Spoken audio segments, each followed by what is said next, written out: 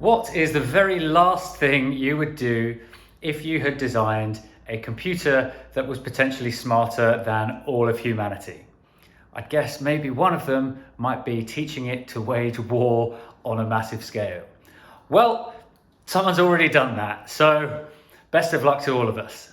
So this is the news that Palantir has unveiled an AI system called Palantir Artificial Intelligence Platform that's basically an AI battlefield general's co-pilot. So it integrates large language models, as we know and sort of love from ChatGPT, Google's Bard. It's an explosion now in these kind of models that are getting increasingly more intelligent, and has integrated them into this battlefield platform, which is kind of the demo that they showed was based on an Eastern European battlefield. Sound familiar? And it had the AI doing things like deploying drones and identifying enemy formations and all of this kind of stuff. Now, Palantir say that they have industry-leading guardrails that are ethical and safe and all of this stuff, but they don't really elaborate too much on what they are, other than a few vague references to policy. So there are a few things to discuss here. One, I mean, it looks really to be like an amazing technical achievement. There's lots of commentary about this, and from a purely technical standpoint, it seems like they've done a pretty incredible job. But second, I mean, I think it looks kind of scary. So just looking at the demo, you can see how much the temptation would be there to ask the AI to do more and more.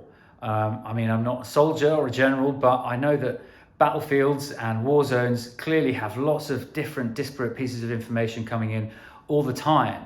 Now, on the demo, they've always got a human in the loop asking the machine to execute its orders. But as that scales, you can really see how the temptation would be to ask the AI to make increasingly more decisions on these incremental goals, because humans can only process so much information at any given time. AIs, as we now know, have far more capacity than we do for information processing. So the concern, I think, is that AIs are able to make decisions much faster than people, and in a real life situation in the wild, there would be a temptation to ask the AI to do more and more and more. Now, that is where the question of AI alignment really does become pertinent, because what if we give AIs goals on the battlefield? We might say, we only want it to do this particular thing on this formation within the borders of this particular country, but its intermediary goals in that spiral because it's not properly aligned. The problem with large language models is that we don't really understand them that well. There are far more people working on their capabilities than there are working on safety and alignment.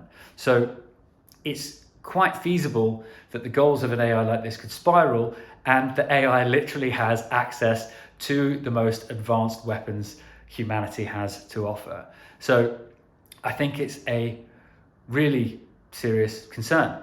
I think it's also strange how they use these euphemisms on the battlefield, like executing tasks and generating courses of action, whereas what they're really saying is send this drone to kill these people.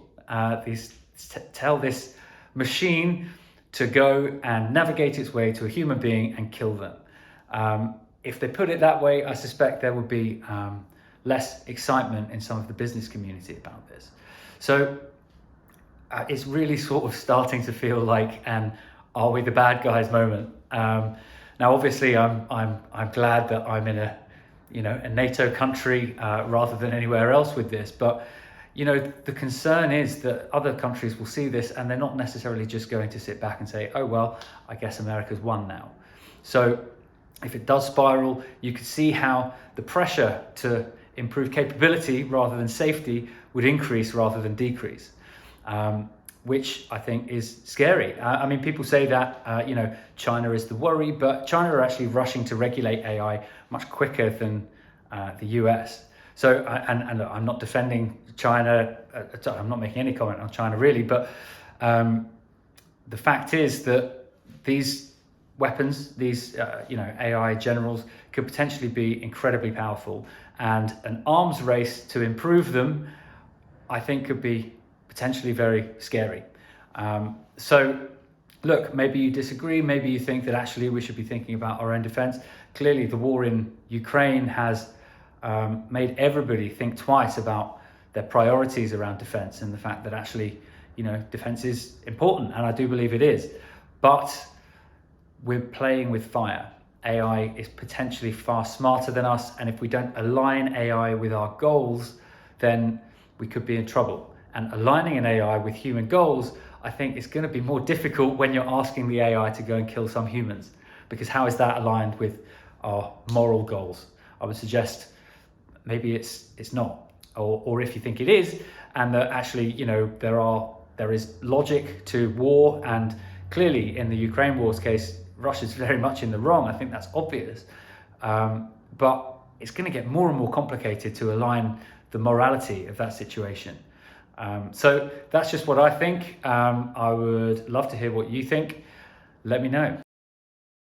Hi guys, so if you are still watching, that means you are probably one of the 20% or so most engaged viewers on this video, which means you are likelier to have subscribed already or engaged or left a comment. If that's the case, I just want to say a big thank you. There's been so much great stuff in the comments. I've now got 300 subscribers, which doesn't sound like loads, but it seems like a lot to me because I didn't have any not very long ago. It's all kind of come in like the last couple of weeks, which is amazing. I've had some feedback on stuff like getting a microphone and the exposure on the videos and all this kind of stuff, which I am getting around to remedying. I've got a mic coming, and I'm hopefully trying to sort out the exposure a bit better.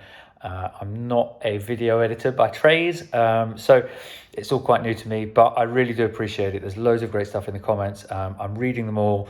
I'm trying to respond to everybody, and it's giving me loads of inspiration as well. So thank you very much. I will see you next time.